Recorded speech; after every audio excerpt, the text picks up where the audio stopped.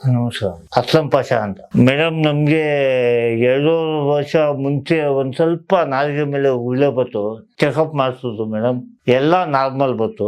ಆಮೇಲಿಂದ ನಾಲಿಗೆ ಮೇಲಿಂದ ಒಂದ್ ಸ್ವಲ್ಪ ಮಾಂಸ ತೆಗ್ದು ಲ್ಯಾಬ್ಗೆ ಕಳ್ಸೋದು. ಅವಾಗ ಒಂದ್ ಸ್ವಲ್ಪ ಕ್ಯಾನ್ಸರ್ ಐತೆ ಅಂತ ಬಂದೈತೆ ಅಂತ ಹೇಳಿ ಅವರು ಈ ತರ ಆಪರೇಷನ್ ಮಾಡಿ ಮಾಡೋದು.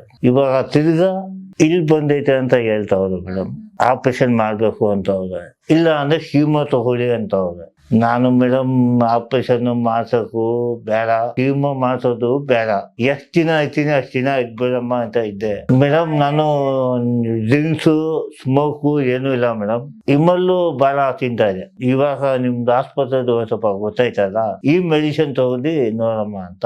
ಊಟ ಎಲ್ಲ ಕ್ಲೀನ್ ಎಲ್ಲ ಮಾಡ್ತೀನಿ ಮೇಡಮ್. ನಾನು ಸ್ಟೆಂಟು ಎಲ್ಲ, BP ಶುಗರ್ ಏನು ಇಲ್ಲ.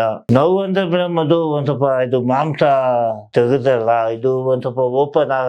ನನ್ ಬಾಯಿ ಓಪನ್ ಮಾಡಿ ಎಲ್ಲ ಮಾಡಿ ಒಂದ್ ಸ್ವಲ್ಪ ನೋವು ಮಾಡಿದ್ರು. ಇವಾಗಂತ ನೋವು ಐತೆ ಮೇಡಮ್ ಅಷ್ಟೇ.